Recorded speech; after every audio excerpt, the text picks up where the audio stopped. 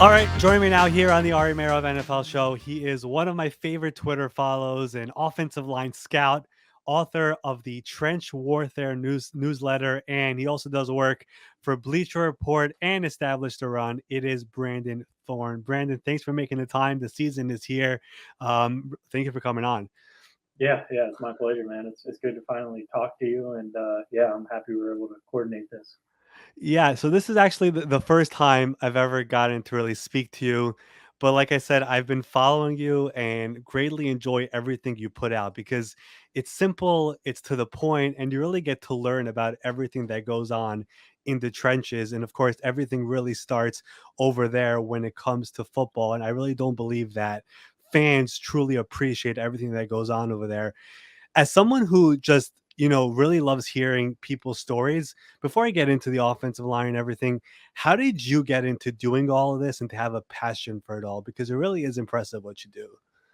Yeah, so kind of definitely a unique path, I think. I started off outside of high school, going to the military, joined the Air Force. I was in there for 10 years, and during my time, well, back up a little bit. I played high school football in Florida, played offensive line my last 2 years. Kind of got moved to offensive line just because I was one of the bigger kids on the team. So never envisioned myself playing, but I always kind of appreciated, the offensive and defensive lines. But then when I actually got to play it a little bit, just at the high school level, just really grew an appreciation for how difficult it was to, especially pass protection, like taking pass sets and trying to kind of have that spatial awareness about yourself, moving backwards and trying to pass block somebody who's a better athlete than you. I really kind of just got a little bit of a sense of that, and it stuck with me.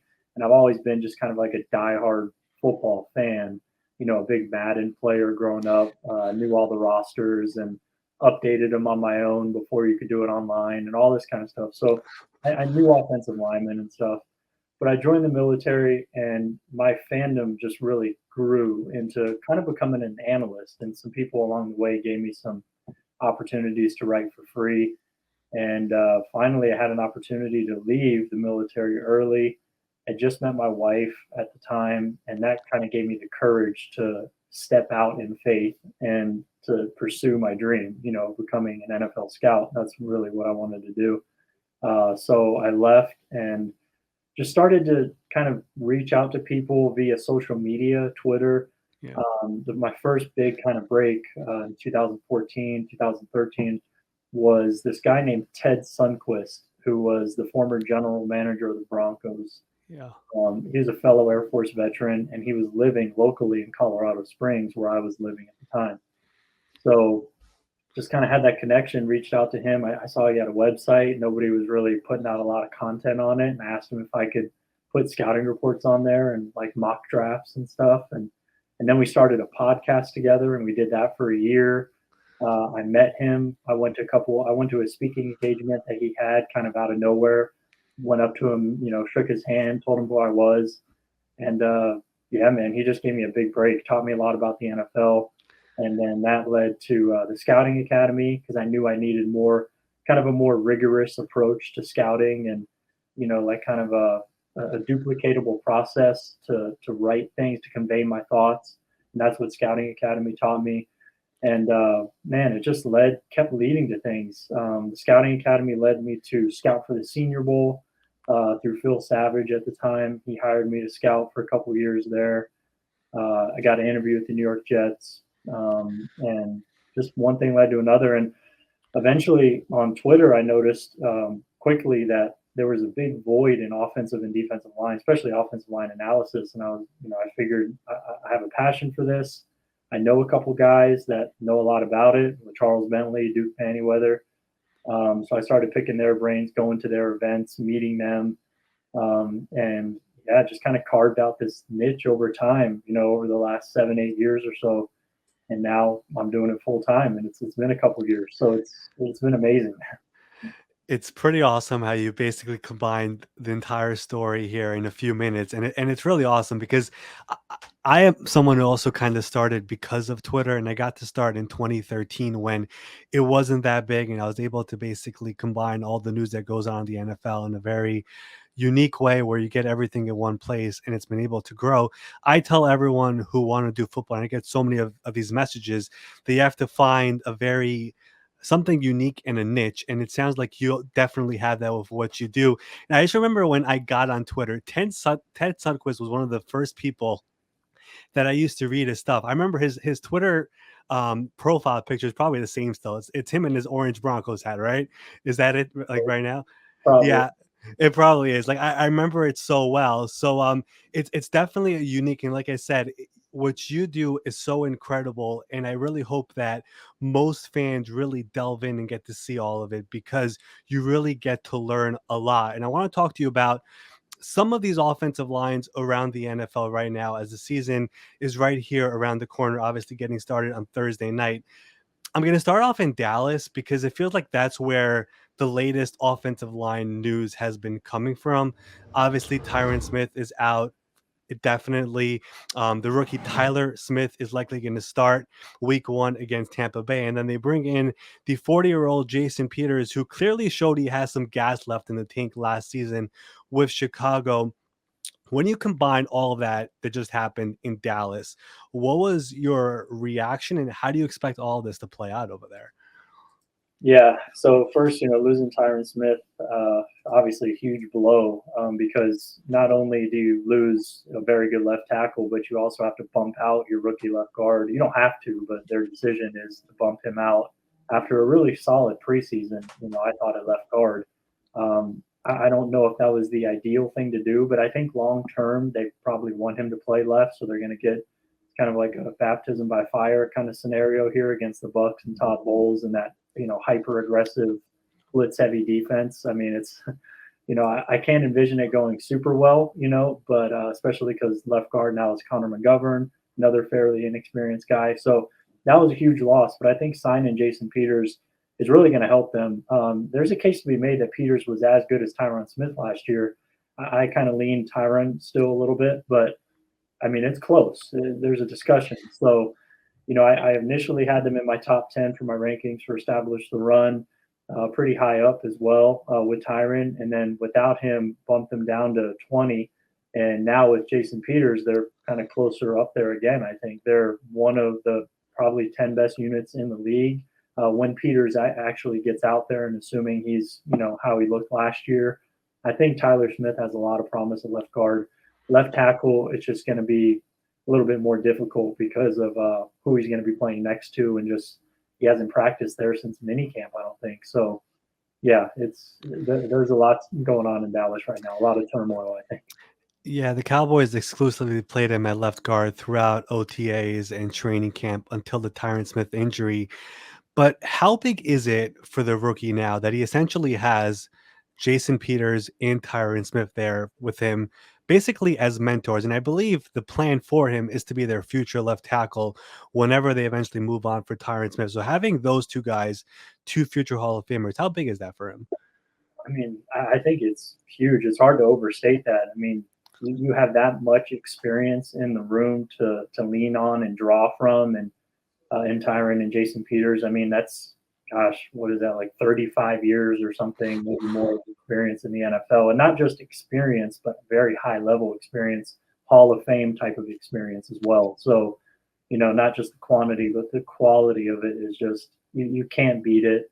And I think for offensive line playing, as a rookie, there's so much that you have to learn, and it's such a skill based position. I think that kind of gets lost in a lot of the analysis of offensive line play is I think a lot of people think of the run game and just kind of imposing your will, pushing guys around, but really pass protection is kind of the money maker, especially a tackle in that pass heavy league, and it's so skill based, because you have to move backwards and it's unnatural, it's learned, it takes time, it takes reps. So to have two guys like that to kind of speed that process up, I mean, you can't be in much better position than he is unless you had like a really great left guard playing next to you. That'd probably be the only thing that can make it a little bit better. Dallas opens up their season, like I said, against Tampa Bay on Sunday night. I look at Tampa Bay's offensive line, and Tom Brady this year will have three new faces in the interior, with obviously Ryan Jensen out for most of the season, possibly all of it. Alex Kappa left in free agency, and Ali Marpet retired. The replacements are set to be Shaq Mason, Robert Hainsey, and then the rookie Luke Gedeke. How do you feel about that group there with Tom Brady, who is now 45 years old?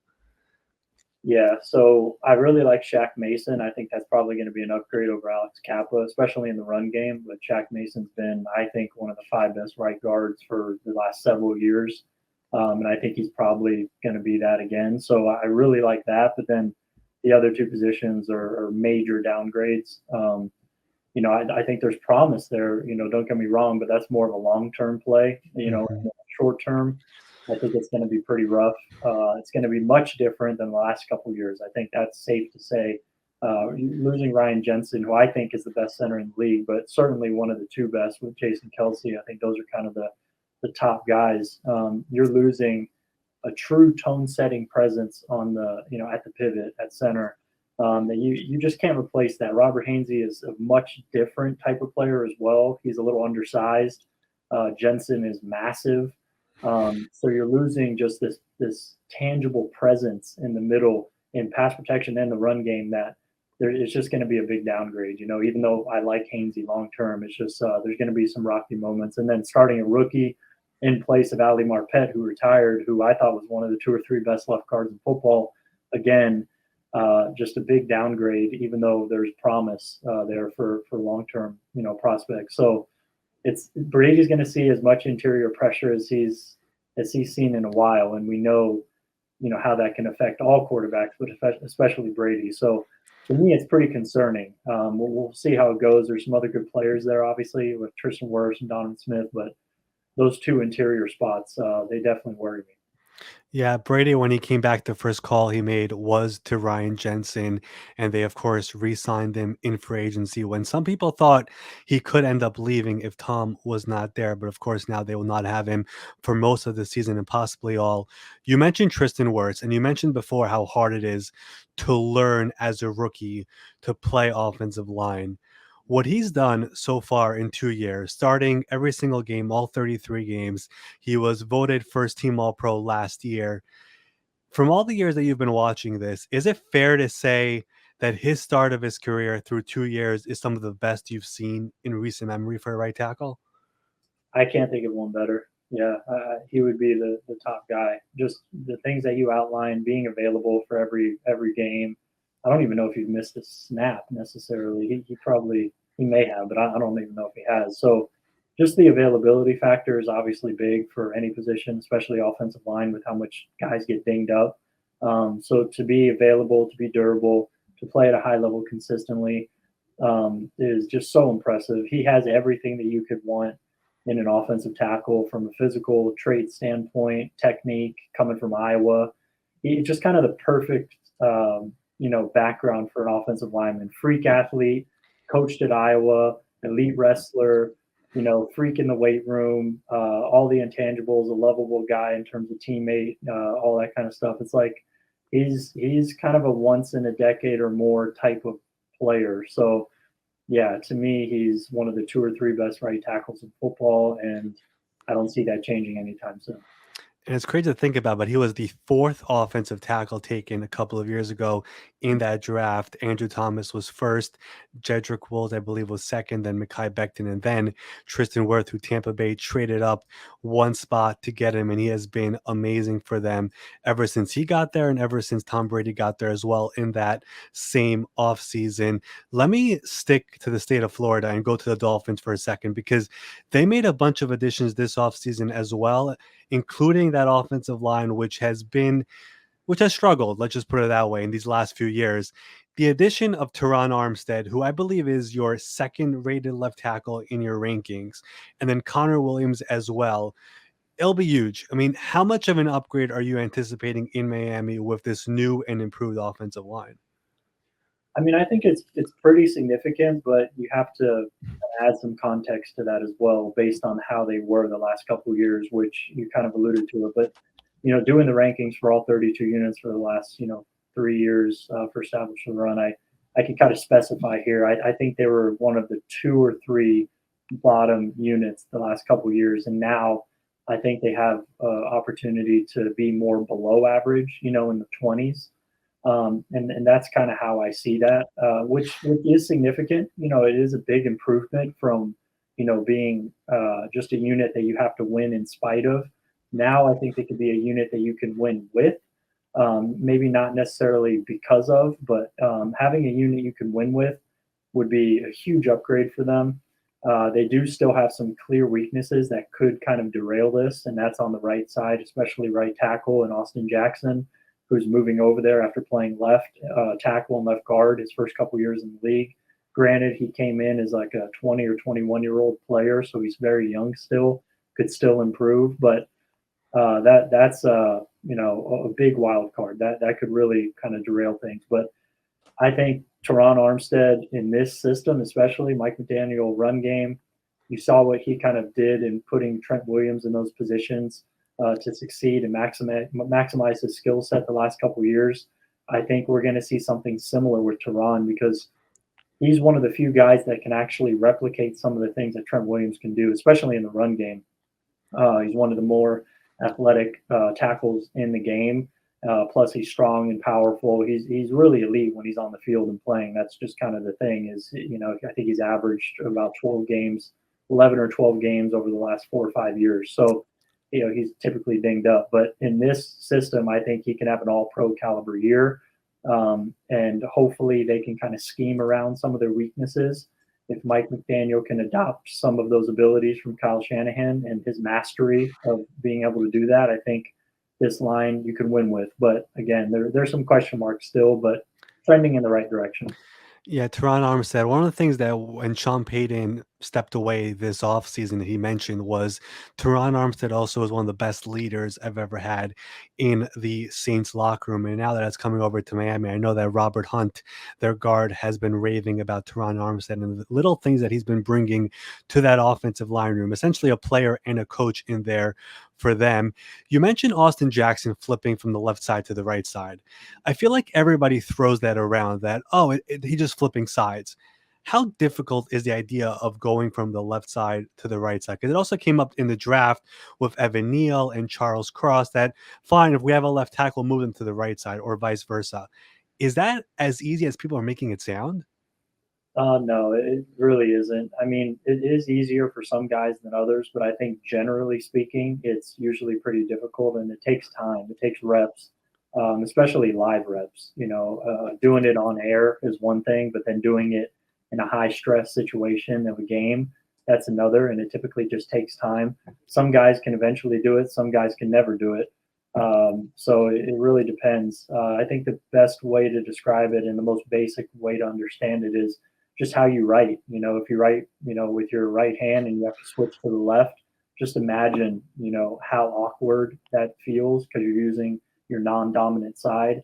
And if you play left tackle for, years on end, you establish muscle memory, you establish habits, and you kind of create a dominant side. And if you have to switch that, it takes time.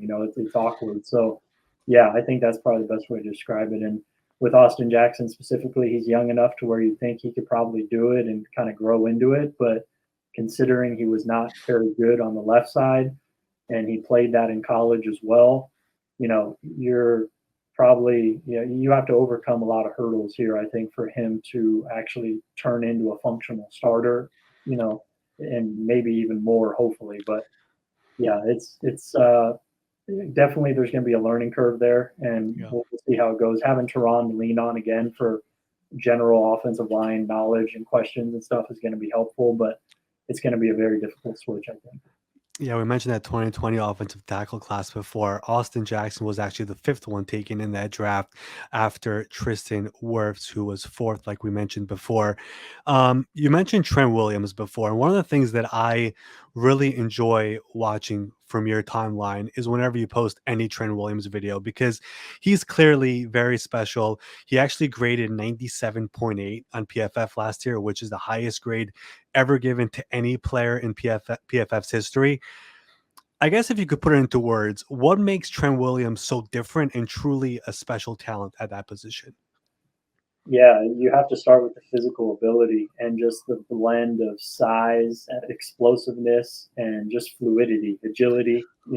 He moves out there like a cat. I think that's just how it is. But he's the size of his nickname is Silverback. And Oh, he really? that nickname. He loves it. So just picture basically a gorilla-sized dude moving like a cat. So that in of itself is rare and special, but it doesn't necessarily make you a great pass protector and stuff like that. And that's where his technical refinement and how he thinks about the game, how he prepares, all those kind of things. When you combine rare physical gifts with his ability and his kind of effort to put in the time, put in the work, get better, study, all that, take care of his body. That's when you get the Hall of Fame, the All Pro caliber guys, and that's what he is. So I just had an interesting conversation recently with his agent, Yeah. an article I did, and he talked about how he thinks about the game. He thinks of himself very differently. The agent brought up Allen Iverson, and like how he thinks of himself as a point guard out there, and how he's a facilitator, and how and even the movement ability that he knows he has. And then when you put it inside of a scheme that he's in, where this is the second time with Kyle Shanahan, he was there with him in Washington as well. Um, Shanahan just knows, and Mike McDaniel was there, obviously designing the run game. They know how to put guys in positions to maximize what they do well. And for Trent Williams in the run game, that's getting him out in space, letting him pull, letting him get advantageous angles up to the second level to linebackers. And when you do that and you combine all that, that's where you get these special, special years that we've seen from Trent Williams. And then last year being the best year of his career at 33 years old or whatever. I mean, no signs of slowing down. And yeah, it's an awesome marriage when you get this together. Yeah, I did get to see that piece that you did with Vincent Taylor, who's his agent, also Jason Peters' agent, for what it's worth. But that was really tremendous, and he is the best left tackle in all of football. And what's mind blowing to me, um, is that I feel like people don't forget what the 49ers gave up to get him. They gave up peanuts to get him. It was a third and fifth round pick to get Trent Williams, who is easily, I think we were both agree, the best left tackle in football last year. And again, any video that you post of him, it just shows how remarkable it is and how you explained it. A gorilla in a cat's how'd you say it exactly? I want to remember. How'd you explain him? He's the size of a gorilla moving like a cat. Exactly, size of a gorilla moving like a cat. I'm gonna steal that next time I see something of his a video of his. But it truly is incredible. And again, what they gave up to get him on draft night, I think it was the third day of the draft, the third and fifth round pick to get Trent Williams. And of course, he has been phenomenal for Kyle Shanahan and the 49ers, and exactly the type of player you would want any left tackle to be. I'm here from New York, and the Giants are a big topic around here, obviously, and the Jets. But I want to stick to the Giants for a second. This offensive line has been such a mess for so many years. They haven't had a sustainable line since the days of David Deal, Chris Nee, Sean O'Hara, and Kareem McKenzie. I think those are the guys, and Rich Seibert as well.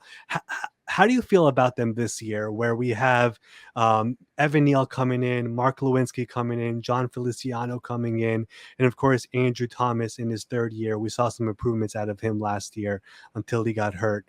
But how do you feel about them this year in that group? Yeah, I think that there's definitely reason for optimism here. I see this unit as kind of a below average unit going into the year, like early 20s in the landscape of 32 units, which is again a unit that you could probably win with if you have good quarterback play and good play design and scheme and stuff like that. I think that this is kind of the beginning, though, of something more promising. And you have to start with really, I mean, I think the coaching staff, kind of cleaning house, getting this new coaching staff in here that's offensive based. Bobby Johnson, the offensive line coach, who has a pretty good track record of getting the most out of guys going back to his days with the Colts and then the Bills last year and the prior couple years. So, pretty good offensive line coach, a really, offensive kind of centered scheme. That I think is the first thing. And then you look at the personnel and it's the tackles, right? I mean, you have two very high, top 10 picks or top 15 pick. I think it's top 10 picks. Yeah, a tackle and Andrew Thompson, Evan Neal. So obviously the pedigree, the talent, all that stuff is there. Andrew Thomas, I think, is the best guy on the line right now, pretty easily, especially with how he kind of rebounded last year after a very up and down rookie year, and he just looked really good in the preseason. He looks like he's just trending up, so that is probably a very good starter. And then you hope that Evan Neal can kind of skip that bumpy rookie season that Thomas had, and kind of be a little bit more level, early on. But he certainly has the talent to be a really good player. So I really like the tackle pairing. It's just the interior to me is just like a lot of band-aids, Mhm. are in place right now. So that's kind of how I would describe it. And I mean, again, I think you could win with it. A couple guys are very familiar with Bobby Johnson. Glowinski with the Colts played for Bobby Johnson. John Feliciano with the Bills. So he has a couple of his guys in there to kind of implement the terminology, get guys familiar with what he expects, kind of bring along the depth and things like that. So I understand kind of the, how they put this together. Yeah. But I just think in pass protection, when you isolate some of these guys, it's going to be, difficult against some of these interior pass rushers that they're going to see. But, you know, it's there's some promising aspects to it for sure. Yeah, and they actually opened up the season against Jeffrey Simmons and the Tennessee Titans, which will definitely be a challenge in the interior. One of the better defensive linemen in all of football. And again, just going back to Johns for a second, what Joe Shane and Brian Dable walked into when it comes from a cap standpoint, obviously a very difficult situation. So, as you mentioned, just kind of band-aiding it up, it seems like that's what they're doing right now. And having 2 first-round picks this year definitely went a long way for them in securing Evan Neal, who they hope will be a cornerstone there. I want to get into some general questions here before I wrap it up. And I guess the first one might be a little bit difficult because I'm sure there are many guys on your mind, but who are some of the offensive linemen not getting enough love or don't get the proper amount of attention? And fans should probably know about them. Yeah, it's a really good question. I mean, I think I've done a lot of work on kind of getting this guy's name out there, but I still think he's pretty underrated. That's Ryan Jensen. He's hurt, so I won't talk too much about him because guys, people, fans and stuff can't watch him. But I think he finally got a Pro Bowl selection last year. But the prior 2 or 3 years, he was incredible. So I just think he's extremely underrated. That's a guy I have to mention. I do a lot of talking about him, but I think I'm one of the only people. But yeah, so he's definitely underrated. Just looking at the landscape of I'm looking at some depth charts here, some guys that pop up. Um, I mean, I don't want to pick all pros. I think one guy that I think is going to make a lot of noise this year and really make a name for himself, if people don't already know, and that's Trey Smith from the Chiefs. He's very interesting. So he was a 6th round pick, and that was because of medical uh, Mhm. primarily. But talent wise, I mean, he was a 5-star prospect who went to Tennessee over Alabama. Kind of stayed local, and just if you're building an offensive guard in a lab, you want kind of like the guy behind me, Quentin Nelson, or like a Roger Saffold, Trey Smith. There's a couple got Wyatt Teller. Those 4 guys, in terms of height, weight, length, and just build and frame, are just like the prototypical kind of guys. So Trey Smith has that going for him. And the big thing for him was coming out, he was a little sloppy with his technique. That really got cleaned up last year under Andy Heck, the offensive line coach in Kansas City, and then Andy Reid, obviously being an offensive line guy, went to the perfect spot for him, had a really good rookie year. People should go watch him against Jeffrey Simmons last year, who he really had a good game against, and he was probably the only guy I've ever seen that actually knocked Jeffrey Simmons down several times in that game. So he has that rare element of power to his game. And if he can continue cleaning up some technique stuff and pass protection, we could be looking at like a star kind of player this year in Kansas City in his 2nd year. So that's a name that I think a lot of people maybe aren't talking about a lot because he's so young. But that's somebody to me who you have to mention because he's kind of one of my breakout guys for this year. I think at left guard, there's 2 names that I would throw out as being the most underrated at their position, and that's Jonah Jackson from the Lions, from Ohio, prior Ohio State Buckeye. I think he's in his 4th year now. Very impressive year last year at left guard. His game against Cam Hayward is one to go back and watch. Very impressive game against him, isolated against Cam Hayward several times and did very well. A really powerful run blocker on a very good offensive line. I think he'll have an opportunity to make a name for himself this year, and just maybe just get more recognition. And then John Runyon Jr. for the Packers, I think, is another very underrated left guard as well. So in terms of guards and center Ryan Jensen, those are a couple guys that I would definitely mention as being underrated. You know, you mentioned a few things there. The Trey Smith one and just the Chiefs last offseason overhauling an entire offensive line and having it work. Is that a rare thing for that to actually happen? Because we've seen teams, I mentioned the Giants before, they can't figure it out. To overhaul an entire offensive line, get it fixed in 1 year, and have it work right away. There has to be some element of chemistry and rhythm and all of that for it to happen like that. How rare is it for what Kansas City did last year?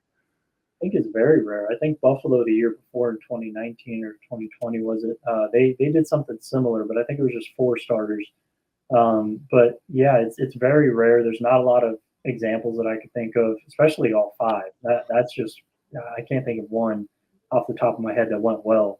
And I think you have to go back to the coaching staff that's in place. Andy Reid being an offensive line guy who designs his plays, calls the game with the offensive line in mind, knows how to cover up weaknesses, knows how to accentuate strengths, and do it in creative ways. So I think that puts guys in good positions. And then the offensive line coach, Andy Heck, is one of the 5 or 6 best guys in the league at developing and getting the most out of talent. So that's kind of the foundation. But then you obviously have to add talent and hit on your decisions. And they did that via trade, Orlando Brown, the draft, Creed Humphrey, Trey Smith, free agency with Joe Thuney. So they did it in all these different ways, and they hit on all of them. So it's just from top to bottom, front office coaches, and then the players going out there. It was just a home run, a grand slam all the way around. And now I think this is one of the 5 best offensive lines in the league. And yeah, it's just incredible what they've done. And I think we're all better for it because now Patrick Mahomes is getting to play behind a great offensive line. So it's great all around. Yeah, absolutely. Again, like you mentioned, a bunch of different avenues to find the 4 guys, and the 5th one, Andrew Wiley, was a guard that moved over to right tackle, and then they re-signed him this offseason. It sounds like he's penciled in as a starter once again this season. The other name you mentioned as well was Jonah Jackson in Detroit, who I agree is very underappreciated. The Detroit Lions offensive line, where do you have them ranked as a unit? Because it feels like nobody talks about them, but from Decker to Ragnow to Jackson, of course, I know Vaitai just got injured, but then Sewell from last year, that has to be one of the most under talked about offensive line units in the league. Yeah, I think so. They've gotten some hype over the prior couple off seasons, I think, but this is really the year to give them more hype. I think I have them as a top 5 unit entering the season.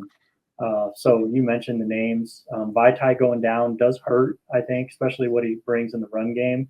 And just from a communication standpoint, I think him and Penei Sewell really had a lot of chemistry, especially in the run game. Watching them in preseason this year, they were very impressive in the run game, just kind of how they were fitting on blocks. You could really tell they were in sync. So I think that there's going to be a drop off there.